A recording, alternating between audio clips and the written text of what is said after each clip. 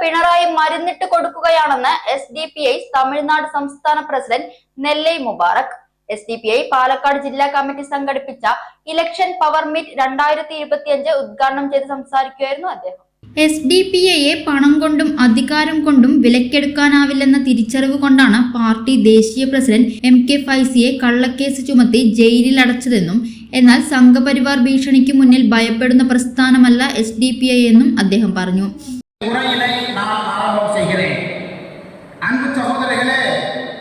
எனக்கு முன்பாக பேசிய உங்களது டிஸ்ட்ரிக்ட் பிரசிடென்ட் அன்பு சகோதரர் ஷபீர் அவர்கள் SDPIயினுடைய தமிழ்நாட்டின் தலைவரை இந்த நிகழ்விற்கு நான் அழைத்த உடனே வருகை தருவேன் என்று ஒத்துக்கொண்டார் என்று சந்தோஷமாக சொல்லி காட்டினார்.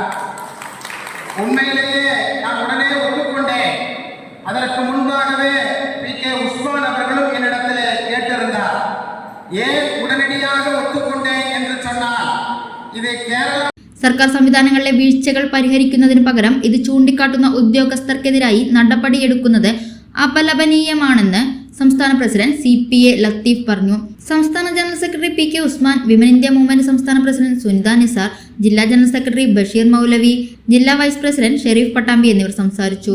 പാർട്ടി കോഴിക്കോട് ജില്ലാ പ്രസിഡന്റ് മുസ്തഫ കൊമ്മേരി, പാർട്ടി പാലക്കാട് ജില്ലാ സെക്രട്ടറി മജീദ് ഷൊർണൂർ തിരഞ്ഞെടുപ്പുമായി ബന്ധപ്പെട്ടുള്ള പരിശീലന ക്ലാസ് നടത്തി. ജില്ലാ പ്രസിഡന്റ് ഷഹീർ ചാലിപ്പുറം അധ്യക്ഷത വഹിച്ചു.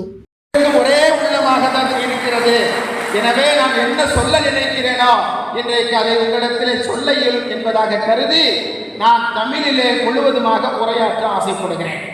அன்பு சொந்தங்களே, நீங்கள் டிசம்பர் மாதம் நடைபெறவிருக்கிற உள்ளாட்சி மன்ற தேர்தலில் வெற்றி பெற வேண்டும் என்று சொல்லி திட்டமிட்டு இந்த கூட்டத்தை நடத்தி கொண்டிருக்கிறீர்கள். தமிழ்நாட்டில் இருந்து வந்து உங்களிடத்திலே உங்கள் சகோதரனாக இன்னொரு கோரிக்கையும் சேர்த்து வைக்கிறேன்.